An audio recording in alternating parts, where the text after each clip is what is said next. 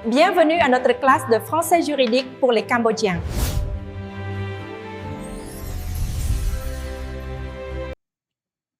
Bon, maintenant on va sur la deuxième fiche. La fiche 2, c'est sur les conditions de la vente. Éléments constitutifs de la vente. អញ្ចឹងធាតុផ្សំនៃការលក់អញ្ចឹង en droit français c'est l'article 1592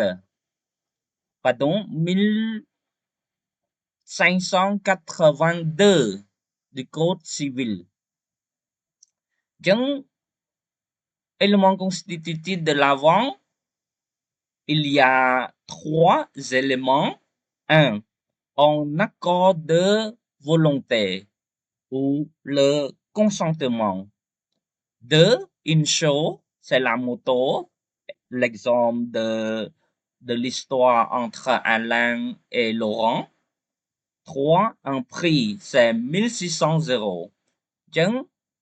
élément constitutif de la vente ធាតុផ្សំនៃការលក់អញ្ចឹងធាតុផ្សំនៃការលក់មាន 3 ទី1 គឺការព្រមព្រៀងនៃឆន្ទៈការយល់ព្រមអញ្ចឹងគឺមានសំណើត្រូវគ្នាជាមួយនឹងស្វ័យការហើយមានការបង្ហាញឆន្ទៈត្រូវគ្នា consentement ការព្រមព្រៀងគ្នាត្រូវគ្នាការបង្ហាញឆន្ទៈនឹងត្រូវគ្នាជាពិសេសរវាងសំណើនិងស្វ័យការត្រូវគ្នារវាងភាគីទាំងពីរគឺអាឡាំងនិងឡូរ៉ង់ហើយមានកម្មវត្ថុគឺម៉ូតូជារបស់ហ្នឹងគឺម៉ូតូហើយមានការឲ្យតម្លៃអញ្ចឹងវាបង្កើតទៅជាការលក់មួយ ensuite la preuve de la vente ចុះភស្តុតាងនៃការលក់វិញអាចមានជាអីខ្លះ La vente peut être prouvée par tous les moyens sauf disposition contraire អញ្ចឹងការលក់ហ្នឹងអាចបង្ហាញតាមក្រមមធ្យោបាយលើកលែងតែមានបទបញ្ញត្តិផ្ទុយបានន័យថាយើងអាចធ្វើជាកិច្ចសន្យាក៏បានធ្វើជាកិច្ចសន្យាជាលាយលក្ខណ៍អក្សរឬក៏ផ្ទាល់មាត់ក៏បានតែក្នុងករណីខ្លះដូចជាការលក់អចលនវត្ថុដែលមានតម្លៃច្រើនឬក៏ដែលមានតម្លៃសេដ្ឋកិច្ចនិងនីតិវិធីត្រូវផ្ទេរផ្ទូកម្មសិទ្ធិជាដើមនោះគេទាមទារឲ្យមានការធ្វើកិច្ចសន្យាជាលាយលក្ខណ៍អក្សរអញ្ចឹងគឺ disposition contraire ដែលនៅក្នុងជីវភាពប្រចាំថ្ងៃដូចយើងលក់គ្រឿងទេសបាទរបស់ប្រើប្រាស់កាពែកំប៉ុកអីអញ្ចឹងទិញម្ហូបទិញអាហារទិញត្រីទិញសាច់អីហ្នឹងបាទគឺយើងមិនចាំបាច់ធ្វើដល់កិច្ចសន្យាជាលាយលក្ខណ៍អក្សរនោះទេហើយយើងអាចបង្ហាញការទូទាត់នឹងជាប្រាក់សុទ្ធឥឡូវហ្នឹងទំនើបយើងអាចប្រើបាញ់បាទ QR ជាដើមអញ្ចឹងគេថា La vente peut être prouvée par tous les moyens ហើយបើយើងមានការប្រកែកគ្នារឿងលក់មិនលក់ឬក៏បងប្រាក់អីហ្នឹងករណីយើងអត់មានកិច្ចសន្យាជាលាយលក្ខណ៍អក្សរអីហ្នឹងយើងអាចរកសាក្សីអ្នកចិត្តខាងដែលទិញម្ហូបទិញអាហារក្បែរយើងហ្នឹងបាទយើងអាចឲ្យគាត់ថាខ្ញុំមិញខ្ញុំឲ្យប្រាក់ហើយខ្ញុំយល់ព្រមលក់ហើយអីអញ្ចឹងណាបាទអញ្ចឹងការបង្ហាញភស្តុតាងអំពីការលក់ហ្នឹងគឺតាមរយៈការប្រគល់នៅទ្រព្យការប្រគល់នៅរបស់ហ្នឹងបូកជាមួយនឹងការព្រមព្រៀងផ្នែកសម្ដីបាទអញ្ចឹងសំណើនឹងស្វ័យការកើតឡើងត្រូវគ្នាឆន្ទៈត្រូវគ្នាហើយមានការប្រគល់របស់ទៅហើយអ្នកនោះទទួលយកអរគុណប៉ុណ្ណឹងគឺគ្រប់គ្រាន់សម្រាប់ទំនាក់ទំនងគតិយុត្តសម្រាប់ បុគ្គលសាមញ្ញហើយនឹងរបស់របរតូចតាចសាមញ្ញព្រោះថាបើយើងគ្រាន់តែទិញបន្លែ1000 2000ឬក៏ទិញអំបិលប៊ីចេង2-3000យើងlạiធ្វើកិច្ចសន្យាជាលេខលក្ខអក្សរអីទៀតហ្នឹងវាហាក់ដូចជាស្មុគស្មាញប៉ុន្តែជាផ្លូវច្បាប់ការលក់ដូរការលក់ទិញអីជាដើមគេតម្រូវឲ្យយើងថាជាការល្អត្រូវមានកិច្ចសន្យាជាលេខលក្ខអក្សរនៅពេលដែលមានវិវាទនោះយើងនឹងមានភស្តុតាងមានអំណះអំណាង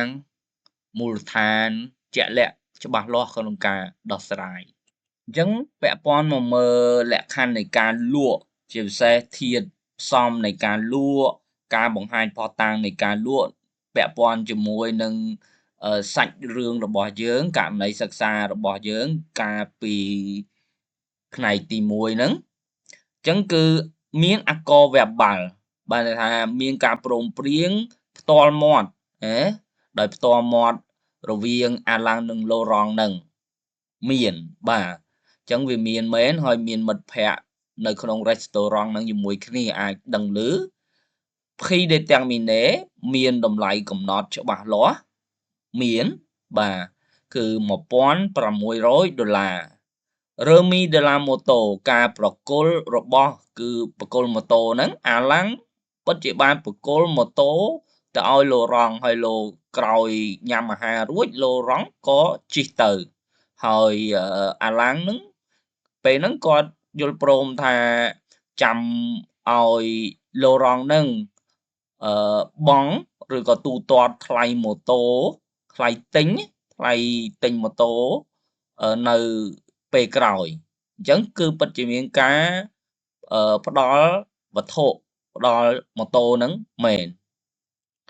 អញ្ចឹងករណីនេះបើយើងមើលធាតុផ្សំនៃការលក់ហើយភស្តុតាងនៃការលក់អញ្ចឹងគឺភស្តុតាងនៃការលក់ហ្នឹងគឺអាចអះអាងបានពិតជាមានភស្តុតាងអាចបញ្ជាក់ពីការលក់បាន La vente semble prouver Maintenant on passe à la fiche 3 la dette et la compensation អញ្ចឹងគេនិយាយពីពីបំណុល la dette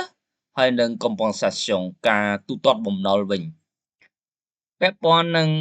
បំណុលរបស់អាឡាំង la dette d'Alang អញ្ចឹងអាឡាំង a signé une reconnaissance de dette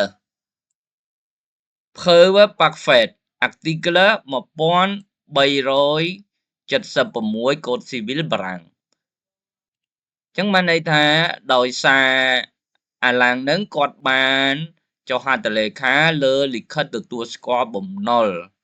ដែលលិខិតទទួលស្គាល់បំណុលបែបនេះគេហៅថា preuve parfaite ភស្តុតាងជាក់ស្ដែងឬក៏ភស្តុតាងដ៏ល្អ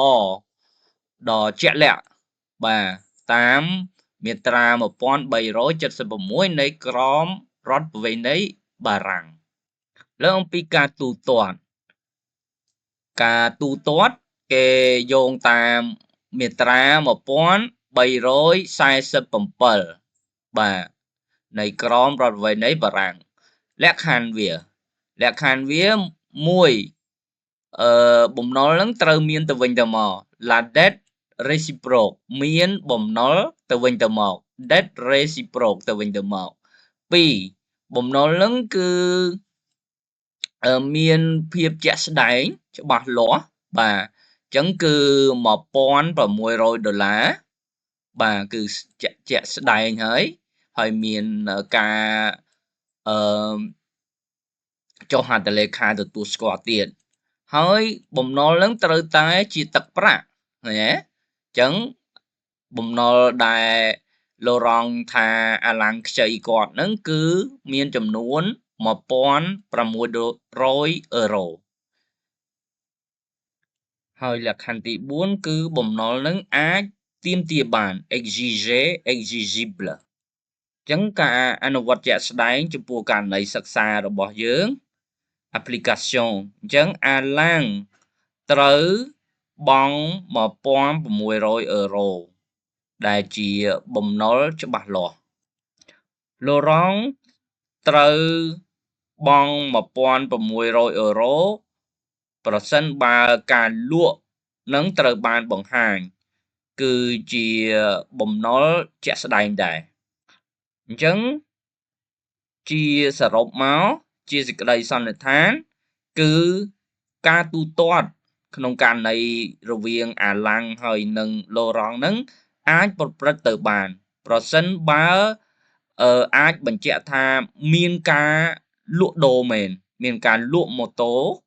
ដោយអាឡាំងទៅ Laurent នឹងមែន